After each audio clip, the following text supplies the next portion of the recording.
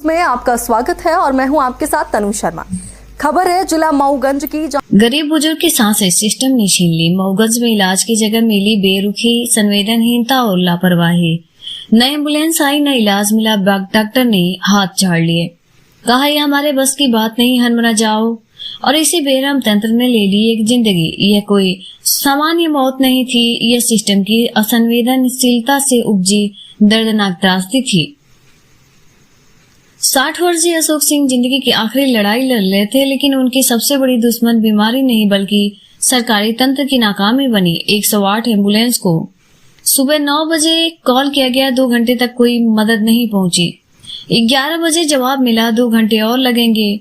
परिजन ने हार नहीं मानी। गांव वालों ने खटिया उठाई, तिरपाल में लपेटा और कीचड़ भरी पगडंडियों से खींचते हुए सड़क तक लाए। स्थानीय युवक मनीष मिश्रा ने मानवीयता दिखाते हुए अपनी गाड़ी से अशोक सिंह को मऊगंज अस्पताल पहुंचाया, लेकिन वहां जो हुआ वो एक अस्पताल नहीं, एक असंवेदनशील व्यवस्था का नमूना था।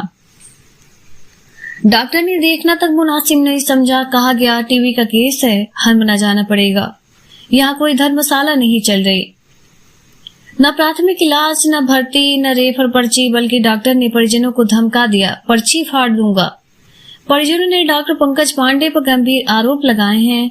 बिना मरीज को देखे उसे लौटाया गया, इलाज नहीं मिला। नियम कहते हैं कि आपातकालीन मरीज को तत्काल प्राथमिक उपचार देना जरूरी है, लेकिन मऊगंज अस्पताल में न नियम बचे हैं, न इंसानियत की कोई परिभाषा। Block medical officer doctor Pradyumna Shukla ने खुद माना, मरीज को न भर्ती किया गया, न रेफर किया गया। अब प्रशासन कह रहा है जांच करेंगे, लेकिन क्या जांच अशोक सिंह को वापस ला सकती है? क्या अफसरों की डंडी, फाइलें और जांच रिपोर्टें अब भी जिंदगियां बचा पा रही हैं? ये मौत नहीं, एक प्रणालीगत हत्या है। डॉक्टर की लापरवाही, अस्पताल की बेरुखी और प्रशासन की चुप्पी, तीनों ने मिलकर एक जिंदा इंसान को मार डाला। हमका हॉस्पिटल यहाँ से घर से ले गया रोड तक 2 किलोमीटर। खटिया में पन्नी उड़ाकर पानी बरसता था। वो का एम्बुलेंस को फोन लगाया तो हमने वो कहा 11 बजे आएंगे। तो हमने नारायण मिश्रा की गाड़ी किया और वहाँ मऊगंज ले गई। तो वहाँ डॉक्टर ने पर्ची कटवाया तो डॉक्टर ने देखा, पर्ची फेंक दिया, भर्ती नहीं किया। और जो टीवी वाला कमरा रहा तो वो कहता था तो बाहर निकल जाओ तुरंत, कमरा बंद कर लीजिए ढकेल के। और रात भर हमने कहा तो रोकने के लिए स्थान दे। डॉक्टर ने बोला तो कहा धर्मशाला है, यह हॉस्पिटल है, यहाँ नहीं रुकने देंगे। यही बात है। हाँ सर, एक मरीज आया था आपके पास अशोक सिंह करके सुबह 11:30 बजे। उसका आरोप है कि उसका ट्रीटमेंट नहीं हुआ और उसे यहाँ से भगा दिया गया। पूरा मामला क्या है? जो हमारे संज्ञान में आया है तो उसमें यह पता चला है हमको, उसमें यह है कि मरीज आया था, उसका ट्रीटमेंट किया गया था। वो टीबी का पेशेंट था। उसका क्योंकि टीबी का ट्रीटमेंट किया गया, दैन ये बोला टीबी का ट्रीटमेंट, क्योंकि वो हनुमाना ब्लॉक का था तो उसकी जो दवाइयाँ हैं वो सीएससी हनुमाना से ही वहाँ पे वो होती, वहीं उनका रजिस्ट्रेशन होता है और दवाइयाँ आशा के माध्यम से उनको घर पहुँच सेवाएं दी जाती है और उसकी मॉनिटरिंग की जाती है कि टीबी की दवाइयाँ आपको रेगुलर खानी है और वो तो आशा देखती है उसको। प्राइमरी ट्रीटमेंट तो होना चाहिए। हाँ, प्राइमरी ट्रीटमेंट होना चाहिए।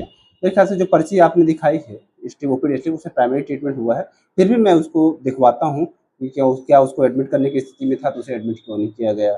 यदि उसका एडमिट करने के या हमारे लेवल पे नहीं था तो उसे हायर सेंटर पे काहे रेफर नहीं किया गया, उसको मैं दिखवा करके पता करवाता हूँ। सबसे बड़ा सवाल है सर कि जो पर्ची है उसमें रेफर नहीं लिखा गया है। क्यों सर, क्या वजह है? अब इसमें यह है कि संभावना पेशेंट की स्थिति शायद रेफर करने लायक ना हो, उसको इनिशियली टीबी डायग्नोज किए हों हमारे सर में, तो इस कारण से उन्होंने एटीटी लिख करके बाकी इन्वेस्टिगेशंस और ट्रीटमेंट उन्होंने पर्ची पे लिखा हुआ। सर, एक वीडियो सामने आया है, चारपाई के माध्यम से उसको लेके आए हैं, स्थिति उसकी ठीक नहीं थी। हाँ, इसके बाद यहाँ लेके आए। हाँ, ऐसी स्थिति से लग रहा है, आपने जो वीडियो दिखाया है, हाँ वो वास्तव में उसकी स्थिति बहुत अच्छी नहीं है, क्योंकि चारपाई से लेके आया गया, मतलब चलने में लायक सक्षम नहीं था, तभी तो चारपाई से लाया गया है। ठीक है ना? तो ऐसी स्थिति में मेरे ख्याल से उनको एटलीस्ट एडमिट करना चाहिए। यदि एडमिट नहीं करने लायक की स्थिति में तो उसे हायर सेंटर पर रेफर करना चाहिए। परिजन का आरोप है कि एम्बुलेंस नहीं मिली। एम्बुलेंस का कंट्रोल भोपाल से होता है, इसलिए उस बारे में हमें ज़्यादा जानकारी नहीं रहती है और ना उसमें हम कुछ कर पाते, क्योंकि हमारे यहाँ भी कई बार ऐसे कंडीशंस आती हैं कि हमें बहुत इमरजेंसी होती है, कोई हेड इंजरी का पेशेंट आया कि हमको उसको इमीडिएट रेफर कर सकें, एम्बुलेंस नहीं मिल पाती है। 11 बजे किसकी ड्यूटी थी सर आज? आज 11 बजे में, क्योंकि हमारे समय कल पोस्ट ग्रेजुएट का एग्ज़ाम है, तो सारे डॉक्टर्स लगभग पीजी का एग्ज़ाम देने चले गए हुए हैं। तो इस समय डॉक्टर पंकज पांडे रहे होंगे और शायद आज, हाँ, डॉक्टर पंकज पांडे, डॉक्टर रवि रहे होंगे और मैं तो नहीं था। आज डॉक्टर एस सी मेटर साहब आए हुए थे वहाँ पे देवतालाब में, दस्तक का मीटिंग लिए हुए थे, तो हम वहाँ थे। ठीक, धन्यवाद। आज के लिए इस खबर में बस इतना ही। बाकी ऐसी और अपडेट्स के लिए सब्सक्राइब करें हमारे चैनल को, साथ ही इस वीडियो को लाइक करना ना भूलें।